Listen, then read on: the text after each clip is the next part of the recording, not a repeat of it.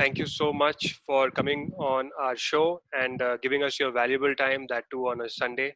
I know that it's been really busy for Medlife and online pharmacy in general, and it is really great to have you over here with us. And of course, looking forward to this chat, an amazing, insightful conversation.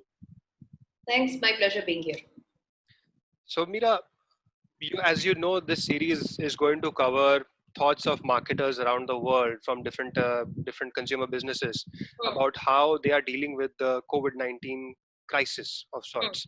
Uh, it is completely unprecedented. The word has been used several times again and again. But to be honest, does a precedent even exist to a pandemic of this sort? Has Indian business, for example, or global business, for example, seen anything similar, at least in our lifetime? See, the whole concept of globalization has only caught on momentum in the last 2-3 decades, right? So it would be unfair to compare any such pandemic with previous occurrences, because the last large pandemic that happened was a Spanish flu 100 years back. But that too, remember, lasted 3 waves across 2 years, right? That was the extent to which it really created havoc in the world.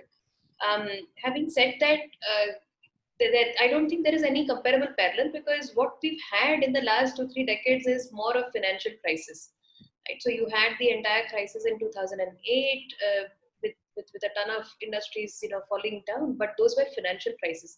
This is the first of its kind, and it is going to be a little different because it's a health crisis, right? Only parallel that I can see or possibly talk about is 9/11. When 9/11 happened, people acknowledged that there was a serious threat to human life, not through some diseases like this, but more from terrorists and stupid activities being carried out in the name of religion and other things. And that changed the face, if you remember, of security completely, where suddenly airports, malls, your hotels, everything became a massive security zone. Scanning and checking, etc., became the norm, right? And people accepted that, people adapted to that simply because it was a matter of life.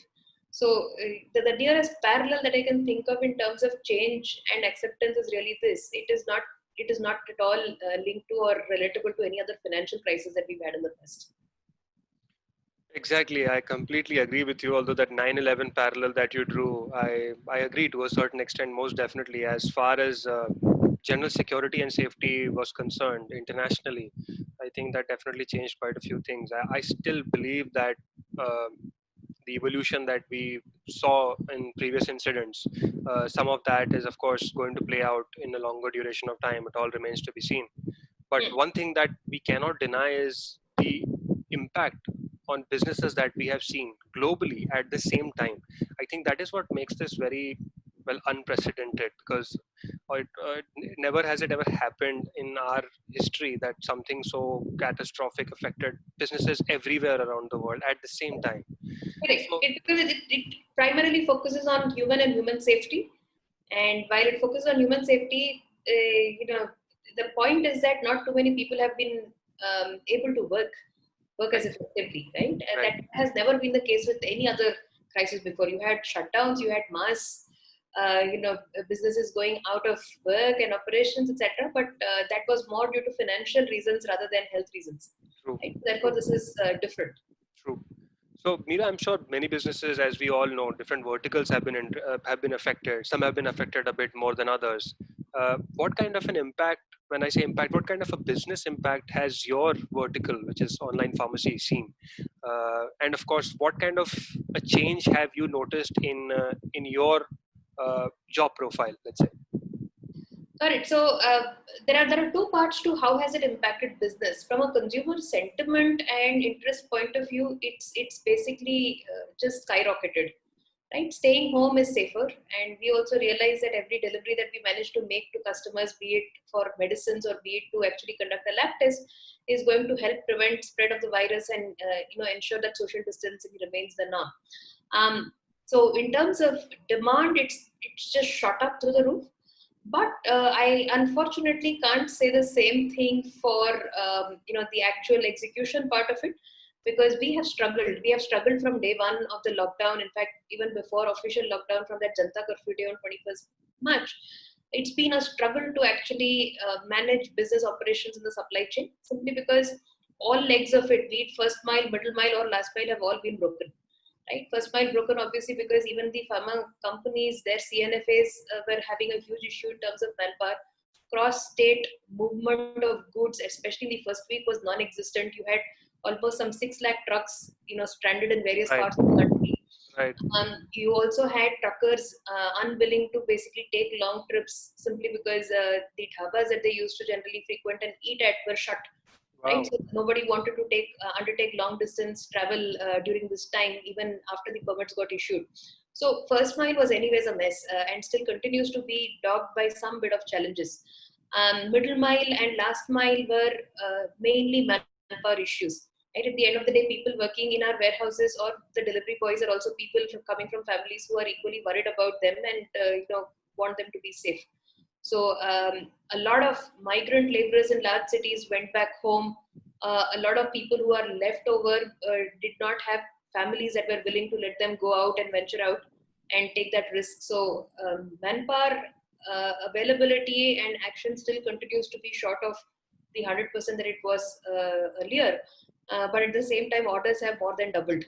So it's a pretty awful situation to be in, where you know that there is a ton of demand coming your way, and by just catering to the demand, you'll be doing a huge service to the society and the country, but you're not able to do so effectively. Awesome, awesome. Completely agree with that point. I think one part of this whole event being very unprecedented is the fact that very rarely have we seen an event in the past as well where there is both supply and demand impetus, but the serviceability is becoming a very problem. Meeting the supply, meeting the demand is of course becoming a big issue. So I can Yeah. understand totally in business lines such as yours that being a very important problem. And But add to that the dimension of customers getting paranoid and panicky, and therefore wanting to hoard products at their end, right? And right. essential services like medicine, etc., are anyways going to be the first targets. Exactly, exactly. Which was where I was getting towards. I said, of course, the fact that serviceability was becoming such a problem. What I wanted to understand was, have you witnessed, like you mentioned a little bit of that right now, have you witnessed or rather experienced consumer behavior evolving in a certain way as well, at least for your business vertical? Consumer behavior evolving is something that's going to that's not just moved or moved some places. I think it's going to be here to stay. I think you have to understand that being in a lockdown and being at home all the time has brought about a completely new set of challenges and needs for the customers. And McKinsey published this recent report where they've talked about nesting, right? And the whole nesting phenomenon, which is basically staying at home, it's something that's going to replace pretty much. So whatever you did out, people are trying to basically replicate it in, right? So eating out is now become eating in, right? Or playing out is now basically digital games that are being played out, and gaming industry is seeing a massive spike in terms of the overall users and the number of games that have proliferated. So I think there are definitely going to be a few pretty lasting behavior changes in customers. First, I would call out, or if I had to call out three things, I would call out first one being an accelerated move to digital life, right? So, New York last week allowed virtual marriages, right? So, Right. unbelievable, but people getting virtually married Yeah. is possibly the new definition of how digital life can possibly shape out. So, be it work meetings or now virtual concerts. You had Lady Gaga give a virtual concert that went on for 8 hours. I don't know how she did it, but that's the kind of change that you're seeing. Online education, and indeed all schools have already started training teachers. Some have already started online coaching and schooling for their set of students. So the fast tracking to digital is something that's going to be a given. There is going to be a Hmm. big shift, if I Hmm. can call it out, on digital, and therefore even the sales channel from a marketer's perspective, right? Digital is something that digital companies like Medlife has to anyways be on top of, but even non-digital companies will now have to start measuring that metric as to what percentage of their sales has become digital. So even if it is zero to one would be a big movement for them, right? So that is one. Second, I think we have to ready for an economic slowdown, right? It is going to be a recession, and one of the classic outcomes of any recessionary time is going to be heightened price sensitivity for customers, right? So customers are going to get increasingly sensitive about prices. Discounts is something that they will look for. They will be trading down in terms of brands, and there will be a lot of cut in discretionary spends, right? So that is the other big change that you will see in terms of consumers for some time to come, at least till the recession lasts and this entire threat goes away. And lastly, I think rise of wellness and hygiene as a category is going to be meteoric. It's already meteoric, right? But that's going to only strengthen up further. And now it is also going to overlap with some of the healthcare services that used to earlier, you had wellness and hygiene, and then you had healthcare. But there's going to be kind of a merger when it comes to looking at these categories for explosive growths. Brands have to really think about the kind of psychological impact that this entire disease has had worldwide, and it's pretty significant. And therefore wellness and hygiene, and that includes mind wellness as well, that's something that's really big right now, are going to be the other categories that are going to do exceedingly well in the coming times. So those three would be my top three buckets of change in consumer behavior. Fantastic, very well put. Thank you so much for that, Meera. I completely agree with you on most of the points that you mentioned, especially about wellness What do becoming you very disagree important. on? Sorry? What do you disagree on? You said you agree with most of the points. Well, I mostly agree with all of the points. What I was saying was, of course, there are varying degrees. I'm getting to that. Wellness, of course, is going to be very, very important. But like I was about to mention, I myself have become, not just myself, but I know a fair bit of people in my own social group as well who have become very conscious about their health and immunity, for that matter, where they have started doing things which they would have earlier never tried, and they're now doing home workouts, which have become very popular. But of course, adoption to a certain extent is still a bit of a problem because of the pricing involved in a certain place. Few apps are still well, of course, for the kind of content that they are selling, there is going to be some amount of commercial benefit involved. So I guess that might prohibit adoption a little bit, but of course that remains to be seen. But what I most definitely agree with is the point that you mentioned about an economic slowdown. And I think already there are several signs of stress on the economy that have and some businesses have started to show cracks as well.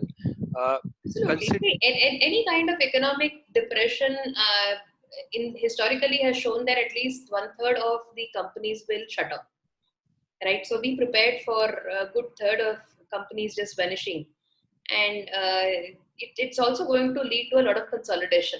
Right. It will be a wave of consolidation because of this kind of shutdowns that will take over. And I think importantly in terms of the economic slowdown, when you look at the impact, every country that has gone into lockdown, and indeed most have at least locked themselves down for about 45 days on an average.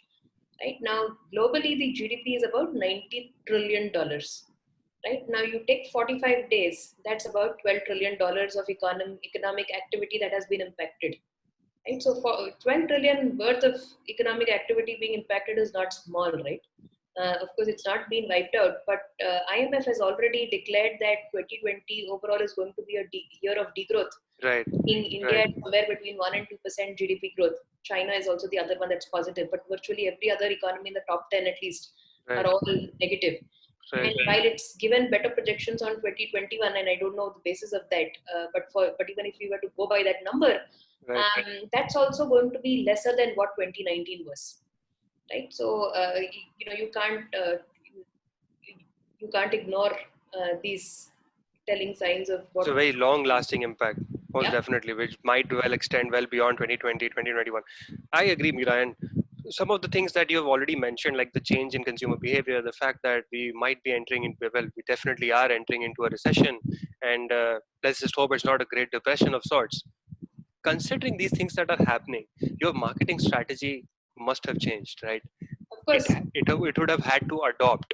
Hmm. So what are the changes that you had to basically make on the fly in the marketing strategy of Medlife?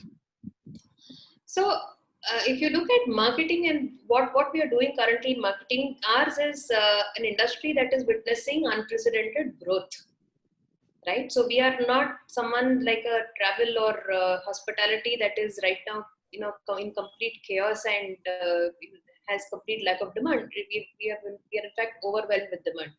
So, so slightly different perspective when you look at companies that are going to have this kind of a situation. So this is a time to one, accelerate digital marketing, right? Because you anyways will see a huge wave of new people coming and adopting online and digital life, right? Especially the older lot who tend to be Medlife's customers, because my base is predominantly chronic patients. So accelerating digital marketing at this time, because it definitely has lesser cost per individual reached at this time as compared to using any kind of mass media, which in the long term creates a lot of pull, but in the short but is quite expensive because of the outlays, is something that we have to choose, and we have done it indeed at Medlife. The second thing is, you we have to get the messaging right and the communication bit right. I already talked about the kind of issues and on service delivery, etc., that we are happening. Because of that, it is critical at this time to set customer expectations right, and therefore to communicate right. So our job, and indeed the job of one of these work streams that I am leading over here as a war room format, is really on communications, right? And looking at how can we use communication effectively at this moment to ensure that we don't overpromise and underdeliver, and we at the same time are empathetic to our millions of customers who are seeking to order from us at this time. So and at the same time, you have to also in your communication balance your brand proposition with the emerging customer concerns, predominantly around hygiene. So it's important for customers at this moment. Safety of whatever they are getting as deliveries, or safety of the products that they are receiving, is something that is playing more on their mind, other than the discount, due to whatever factors that are there economically, right? So getting the message right is the other thing that marketers have to do, and possibly pivot to a new set at this time. Um, and then I would say that the other thing that we are equally obsessed about at this moment is ensuring ROIs. See, it's not the best of times to be in terms of in any industry, right? Okay. Recession. So that the metrics that are going to become super critical and important, in my opinion, are one, on the financial side and the P&L side, cash and cash burn is going to be critical in managing your operating cash flows. Second, reducing fixed costs as an overall percentage of revenue is again going to become very critical from a P&L standpoint. Third, I think it is going to be very important to ensure that your customers, as well as, so your customers are really engaged, Mhm. right? So customer engagement and managing to ensure that customer experience doesn't go for a complete toss is going to be the third one. Mhm. And fourth one is going to be really focusing on your own employees and their Mhm. capabilities at this time, Mhm. and Mhm. upgrading where it is required. Mhm. So therefore, even from a marketing perspective, therefore, I have two sets of customers that I am trying to take care of at this moment. Mhm. One is our customers, the patients who depend on us for their healthcare needs, and second one is our employees, who are also at this point in time a very critical piece of being able to function optimally, and Absolutely. and ensuring that they are motivated, they are inspired, and they are engaged is equally important and critical. And therefore, some bit of our wearing marketing hats is also going towards that, in terms of ensuring uh, good employee engagement. Right. Fantastic. So I think those are the and not so much marketing, but from the point of view of leadership team, one of the things that we are doing a lot is cross collaboration between functions to really ensure supply, right? And supply is going to be so critical at this moment. I don't know what's going to be the future of global supply chains, with this entire COVID and borders being locked, etc., and as well as there being a huge scare. But you have to focus on ensuring uninterrupted supply and do all that is required to predict the demand, properly and accurately as possible. Absolutely. That's been one of the things that have, believe it or not, been keeping me awake at night as well, because that's something that I don't really, well, I am a person who overthinks a lot. And the first time this whole lockdown thing was announced, I remember thinking long and hard about the whole supply chain network being affected, because I understood that, of course, enforcing something like this is going to be very difficult. And it all played out very effectively, and most of our fears were well proven true. But I hope that definitely the supply chain network gets sorted. I'm sure people in the right places are working towards it. But Meera, I wanted to probe a little bit more about one point that you mentioned, which Hmm. was where you established the importance of customer communication and engagement right now, so that the whole CX aspect does not get affected. Yeah. Customer experience is most definitely going to be very critical, and you Hmm. mentioned a great point about uh, ensuring that customers know they are getting products which are safe in Hmm. their hands right now, because it's a major concern. Now, what is the underlying communication theme, or rather I would say agenda right now, that you guys are following, and what do you think should be the agenda for most digital consumer brands right now when it comes to engagement with their customers? So the agenda is led by customers, Priyam, right? Always. Always it's about understanding your customer insights at this time and then tailoring what you have as content to, meet those demands, meet those needs that they have. One of the things about COVID, so if you look at our communication strategy right now, it is pronged around three things. First is a realization that there is too much of news and there is too much of forwards and posts happening on COVID, Sure, and there is in general a heightened sense of stress and paranoia. sure. So the first thing that we are able to do, and given that we are in this space for a long time and are generally trusted, is to ensure that the right information about this disease goes out to people and people don't get hung up on all kinds of fake news that's spreading around, right? Fantastic. Uh, so that is the first one in terms of us taking on the mental and responsibility of saying that let's get people the correct information. Let's basically publish correct information that's vetted by doctors. That's in fact spoken by doctors, right? So it brings about that much more credibility, because when you have the head of Diabetes Society of India talking to people and talking about how corona is specifically harmful for diabetic patients, Of it course. makes that much more credible stand over there. So that is one, which is in terms of ensuring that there is a credible flow of information around COVID, and credible flow that is also customized to the different consumer groups that we have. And ours is predominantly, more than geography, it is clustered around the disease groups that we service patients for. The second one that we equally are doing is again led out of customer insight, which is it is a period of lockdown. There is very restricted movement. So at this time where people have to stay at home, and our vision being improving health outcomes, what are the kind of things that they really need in order to be able to stay healthy, both mind as well as in the body, right? So therefore content around a lot of wellness, which is around how to stay fit. So exercises that you can do at home, yogas that you can do at home depending on various disease type. um, what is right to eat, how do you boost your immunity and keep it going at this time. So a lot of homemade recipes for immunity, a lot of homemade food, or what are the right kinds of food to have at this time, which are the foods that can have positive impact on you.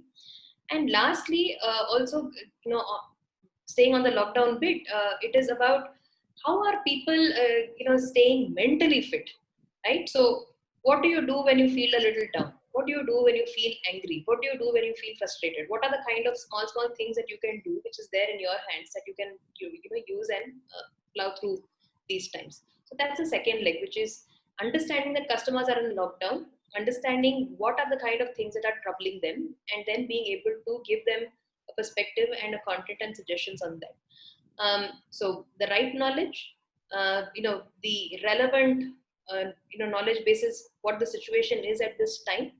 And lastly, I think we've also decided that as an organization, we are going to be positive about it, right? And we want people to also take it positively. So positivity in messaging, and telling people don't be, don't go berserk, but at the same time stay positive, stay absolutely okay. We are there to sort this out, and we'll do it together, has been the other theme around the kind of communication that we've done with customers. But it is all predominantly coming from understanding customer behavior, their insights, and really understanding in depth as to what do they want, rather than us deciding, what is a monologue that we want to do.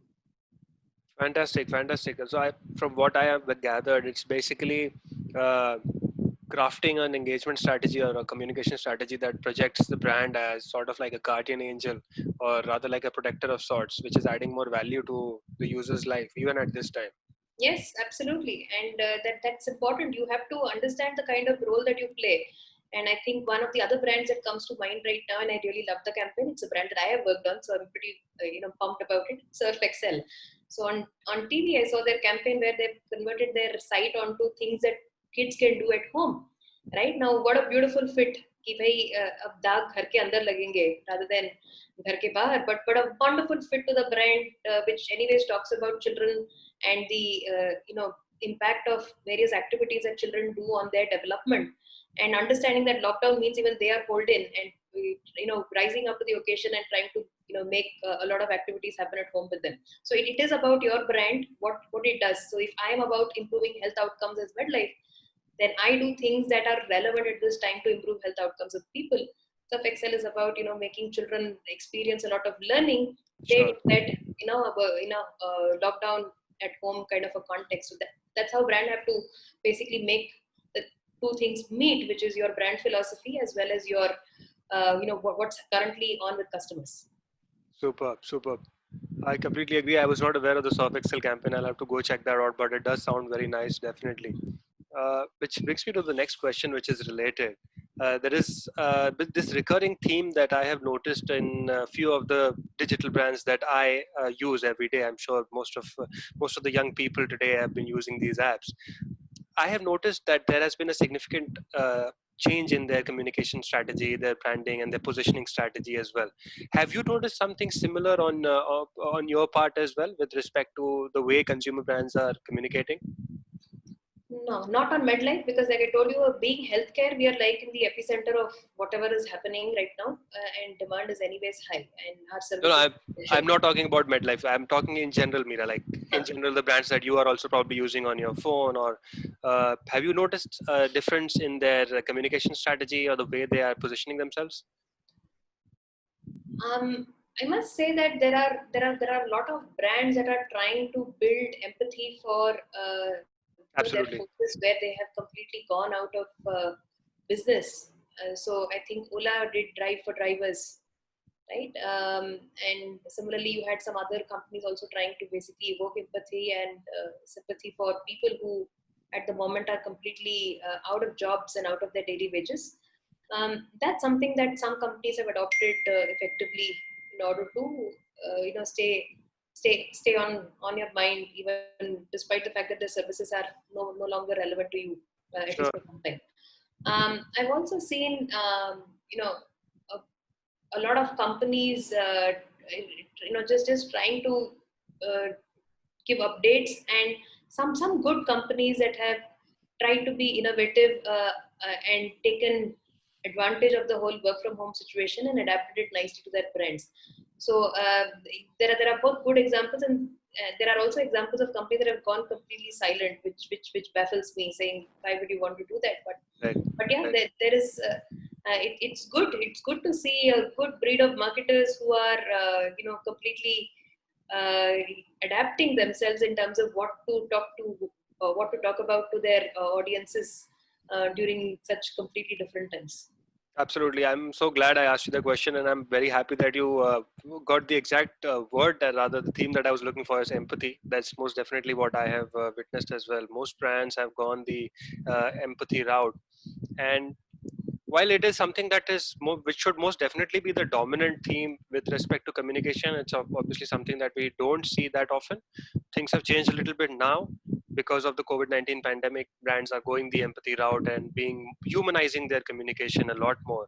Do you think this is going to be a lasting change, Meera, well beyond the COVID-19 pandemic, or things are going to probably go back to the old ways?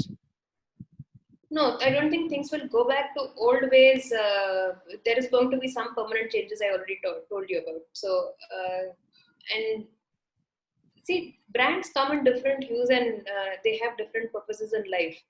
You suddenly can't have, let's say, a brand like,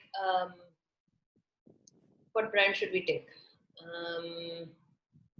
Yeah, you can't have a no, but let's say you pick up some liquor brand, right? You can't suddenly have a liquor brand suddenly becoming all empathy. And let's say you have a Sure. Budweiser or you have that whatever others, right? Those brands that essentially dwell on our entire partying nature and those kind of stuff. It will be a complete misfit in terms of a Sure. brand. So Sure. obviously brands can't continue to keep this kind of narrative and continue to be differentiated. It is really about when the entire curfew and the lockdown is lifted, and when brands are able to function back to their normal again. And my sense is they'll go back to being who they are as brands, and not generally completely shed their skin and try to put on a new avatar. No. Fantastic, fantastic. I have been having a few chats with marketers as well. They have had some very interesting points, and most of them have felt that the whole point of being empathetic in the marketing and all is going to probably be there for about a year and a half, because of the impact going to be very long lasting. But of course, it all remains to be seen as to what kind of an impact we will see in the coming days. Now, talking about impact, we have witnessed a lot of marketing initiatives being squashed right now because of lack of liquidity. Like we talked about that earlier as well. Liquidity is dead in the market, and people really are focusing about not even focusing about profitability. People just want to break even, just Yep. survive, ride the wave. Mm. Now, in such a case, acquiring new customers is going to be difficult for some people because they have always relied on cost intensive methods to do that. So, Yeah. in such a time, retention becomes a very, very important ball game. Correct. What is Medlife doing right now to ensure that retention is at an all time high? Mm, Honestly, again, coming back, it doesn't apply to me, because of the fact that there is anyways organically a crazy surge in demand, and new customers have skyrocketed over here in the last 3 weeks. Um, but yeah, if you are in a business that is anyway struggling, let's say you are one of those other retailers that has been forced to shut shop, um, I would prioritize whatever I'm doing in terms of service and servicing to possibly the most valuable customers that I have. Right? Every business knows who are their most valuable customers. Every business knows that entire pile that really contributes to the maximum revenue as well as profits for them. If I were in a business that is forced to basically make a lot of ends cut, and if I have to look at it, then I would be identifying very quickly, if I already don't know these customers, but I would be identifying them very quickly, and I would look at focusing all resources that I have only on those set of customers.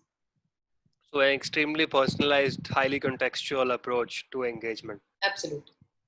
Fantastic, fantastic. Uh, Thank you so much for answering all of those questions, Meera. It brings me to the very last question, and I'm a bit of a sci-fi geek, so I put this question inside. Hmm. What do you think is the future of marketing going to be like? Is the COVID-19 pandemic going to be a catalyst for change with respect to way brands engage with consumers? What is marketing? In very pristine terms or in very basic terms, it's always been about one, understanding your customers, right, and then drawing meaningful insights to basically fit your brand narrative into their lives, right? So it's the classic fit between a product or a service that you have and the customer, and understanding the customer insight that can make this product and service be of great service and great use to the set of customers that you have. So by that definition, and it has evolved, right? It has evolved over the years with new medias coming, with new changes coming, and customers also evolving with technology becoming a centerpiece. So I don't think marketing per se changes, or the definition of marketing changes. It still remains that. It's just that accelerated movement to digital will necessarily make people think a little harder on how to make digital equally effective a pull medium. I've always thought of digital as a better push medium than a pull medium, right? Whereas offline for me does the pull bit. But it looks like we'll have to crack the code in terms of how to make digital work equally well as a pull medium as it is a push medium, right? So it's really going to be that kind of a shift. I don't think marketing per se, the definition of it changes in because of any of this. Awesome, awesome. And one last question before we go: is work from home going to become a permanent fixture for businesses in India? For a lot of businesses, they are going to reevaluate Priyam, right? Already people, especially companies that have settled their workforce, it is at the end of the day a huge saving, right? So it is a huge saving to have half your workforce working from home and therefore saving on rentals, right? So is work from home going to be a new reality and something that is encouraged by a lot of companies? Possibly. At least the economics of it say Sure. that it makes sense to Absolutely. evaluate and try that. My sense is yes, it is something that is going to be a big trend, driven more by the economics and the PNL rather than any other thing. Absolutely, absolutely. A sign of things to come, most definitely. Thank you so much, Meera. That would be all. I don't have any more questions for you. You were such a sport. Thank you so much for those amazing insights.